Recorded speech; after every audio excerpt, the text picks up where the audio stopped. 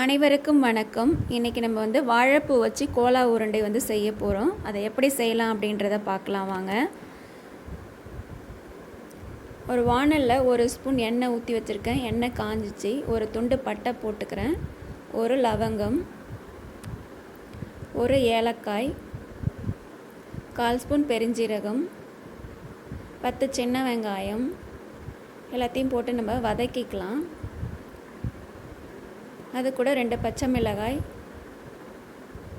அதையும் சேர்த்து வதக்கிட்டு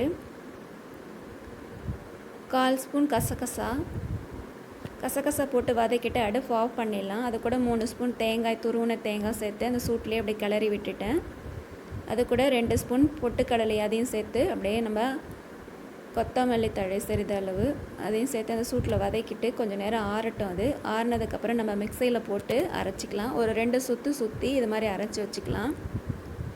ஒரு வாணலில் அதே 1 ஸ்பூன் எண்ணெய் ஊற்றி வச்சுருக்கேன். வாழைப்பூ வந்து அரிஞ்சு அதில் போட்டு வதக்கிக்கலாம்.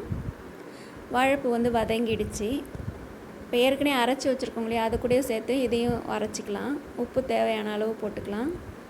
போட்டுட்டு இது மாதிரி கொரப்பாக நம்ம அரைச்சி எடுத்துக்கிட்டு இங்கே பாருங்கள், இது மாதிரி கொரப்பாக இருக்கணும். இப்போ ஒரு கிண்ணத்தில் மாற்றிக்கலாம். மாற்றினதுக்கப்புறம் 1 ஸ்பூன் வந்து கடலை மாவு நான் வந்து சேர்த்துக்கிறேன். அது பிரிஞ்சு போகாமல் இருக்கிறதுக்காக நல்லா பிசைஞ்சிட்டு இது மாதிரி உருண்டைகளை, மீடியம் சைஸ் உருண்டைகளை நம்ம வந்து உருட்டி எடுத்து வச்சுக்கலாம்.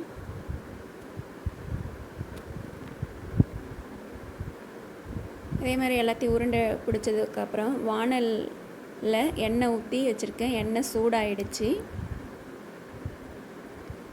இப்போ நம்ம உருண்டி வச்சுருக்கிற உருண்டைகளை அந்த எண்ணெயில் போட்டு பொரித்து எடுத்துக்கலாம்.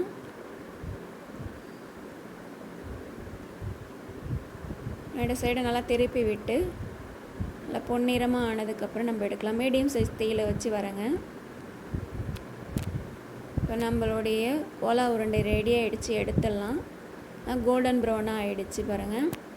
நம்ம ஒரு பிளேட்டுக்கு எடுத்து மாற்றியாச்சு. சூப்பராக நம்மளுடைய வாழைப்பூ கோலா உருண்டை வந்து ரெடி ஆகிடுச்சு. இது ஈவினிங் ஸ்நாக்ஸாகவும் சாப்பிட்லாம். வெஜிடபிள் ரைஸ்க்கு வந்து சைட் டிஷ்ஷாக சாப்பிட்லாம். ஆனியன் பச்சடி கூட சாப்பிடும்போது செம்ம சூப்பராக இருக்குங்க. இதே மாதிரி செஞ்சு பாருங்கள். உங்களுக்கு பிடிச்சிருந்தால் லைக் பண்ணுங்கள், ஷேர் பண்ணுங்கள். மறக்காமல் என்னுடைய சேனலை சப்ஸ்கிரைப் பண்ணிக்கோங்க. அனைவருக்கும் நன்றி.